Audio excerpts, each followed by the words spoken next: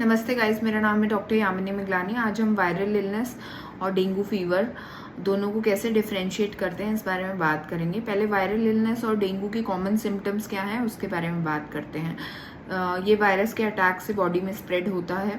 इसमें headache, high grade fever and body एक, weakness, vomiting, diarrhoea and pain abdomen, ये सब सिम्टम्स दोनों के कॉमन हैं। और सोर थ्रोट, गले में दर्द होना जिसे थ्रोट पेन भी बोलते हैं, और कफ, ये सब कॉमन सिम्टम्स हैं। फिर नेक्स्ट है डिफरेंशिएटिंग सिम्टम्स। यूजुअल जो वायरल इलनेस होती है उसके अंदर रैश नहीं होता है, या फिर अगर होता है तो वो एक ही जगह होता है। बट जो डेंगू का रैश है वो पूरी बॉडी में स्प्रेड करता है रेड पैचेस की फॉर्म में। फिर नेक्स्ट है, अगर नॉर्मल वायरल इलनेस है तो आपको हीलिंग टाइम पे, मतलब 6-7 डे पे आपको इचिंग नहीं स्टार्ट होगी। बट जबकि डेंगू में अगर आपको डेंगू फीवर है तो आपको 7th डे के बाद इचिंग स्टार्ट हो सकती है। ये एक डिफरेंशिएटिंग सिम्टम है इसका। इचिंग अगर स्टार्ट हो गई है तो उसमें घबराना नहीं है। इसका मतलब आपकी हीलिंग प्रॉपर हो रही है। फीवर या वायरस के अटैक से आपकी हीलिंग प्रॉपर हो रही है। तो ये सब चीज़ें। अब viral illness generally 7 to 8 days तक लास्ट करती है।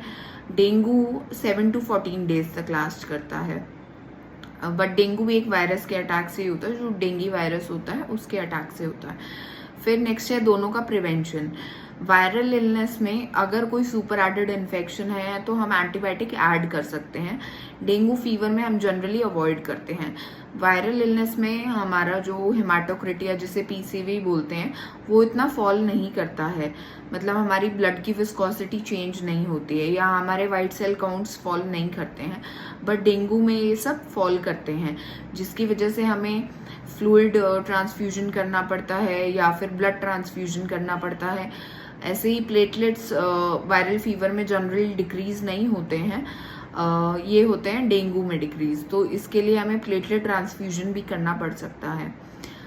तो अगर आपको कुछ भी क्वेरी है इन दोनों में से और आप ऐसे कुछ भी सिम्टम्स फेस कर रहे हैं तो आप प्लीज़ अपने आसपास के डॉक्टर से कनेक्ट कीजिए, उनको अपने सिम्टम्स बताइए और ट्रीटमेंट लीजिए।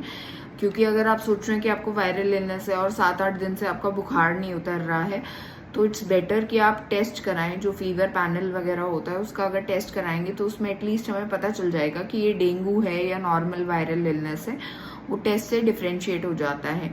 डेंगू के टेस्ट में हम डेंगू NS1 करते हैं, कंप्लीट ब्लड काउंट करते हैं और डेंगू सीरोलॉजी करते हैं। वो डिपेंड करता है डेज के हिसाब से। पहले 5 से 7 दिन हम लोग जनरली जो टेस्ट करते हैं वो डेंगू NS1 है। 7th डे के बाद हम लोग डेंगू सीरोलॉजी करते हैं। तो इससे हमारा वायरल इलनेस डिफरेंशिएट हो जाता है। और अगर आपको 7th डे पे रैश डेवलप हो रहा है या कहीं से कोई ब्लीडिंग हो रही है, जनरली वायरल इलनेस में ब्लीडिंग नहीं होती है, बट डेंगू के अंदर आपको कहीं से भी ब्लीडिंग हो सकती है, जैसे नोज से, गम से ब्लीडिंग हो सकती है, यूरिन में हो सकती है, स्टूल में हो सकती है। तो अगर ऐसा कोई भी सिम्टम आ रहा है तो अपने आसपास के जिस भी डॉक्टर को आप दिखाना चाहते हैं, आप प्लीज़ उनसे कांटेक्ट कीजिए, उन्हें बताइए कि ये सिम्टम आ रहे हैं, क्योंकि ब्लीडिंग होना रिस्की है। तो अगर आपको कुछ भी क्वेरी है आप नित्यम हेल्थ केयर पे पूछ सकते हैं। Please like, share and subscribe my video. Thank you.